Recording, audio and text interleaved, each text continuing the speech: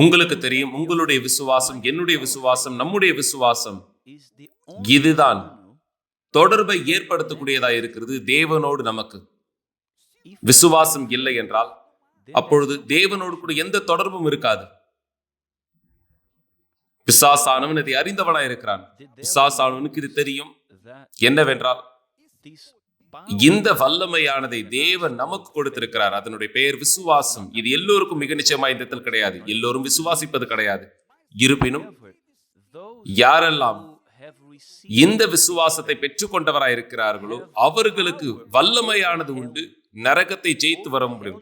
நரகத்தை ஜெயிப்பதற்கும் நரகத்தையும் கூட ஜெயித்து வருவதற்கு.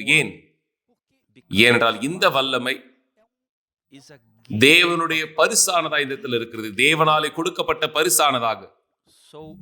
எனவே மிகவும் சிறப்பான காரியம் நம்மிடத்தில் இருக்கக்கூடியது விசுவாசம். இந்த விசுவாசமானது தான் நம்மை நிலைநிறுத்துகிறது. இதுதான் நம்மை ஜீவனுடையதாய் வைக்கிறது. இந்த விசுவாசம் தான் நமக்கு மிக விலை உயர்ந்த காரியங்களையும் கைப்பற்ற உதவி செய்கிறது. அதுதான் ரட்சிப்பு. பிசாசானவன் இதை அறிந்தவனாய் இருக்கிறான். எனவே அவன் எப்படியாக வேலை செய்கிறான்? அவன் வேலை செய்ய முயற்சிக்கிறான். இந்த மாற்றமானது, இந்த நம்பிக்கையானதை குளிர செய்யும்படியாக சந்தேகத்தின் மூலமாக அவன் சந்தேகத்தை கொண்டு வருகிறான். அவன் அப்படியாக சந்தேகத்தின் வஞ்சகங்களை கொண்டு வருகிறான், ஏமாற்றுதலை. இப்படியான சந்தேகங்கள் இந்த இடத்தில் வரும்பொழுது கிறிஸ்துவர்கள் அந்த கிறிஸ்துவர் சுழற்சியின் மத்தியிலேயும் கூட ஆலயங்களுக்குள்ளாகவும் கூட அவன் இப்படியான சந்தேகத்தை உருவாக்குகிறான்.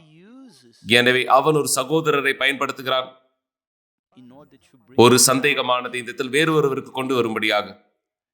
அந்த நபரானவர் அந்த சந்தேகத்தை பெற்றுக்கொள்ளக்கூடியவராக அவர் குளிர்ச்சி அடைகிறார். அவருடைய விசுவாசமானது தனிந்து போகக்கூடியதாய் மாறுகிறது. அதனுடைய விளைவு மிக நிச்சயமாய் அவர்கள் இழந்து போகிறார்கள்.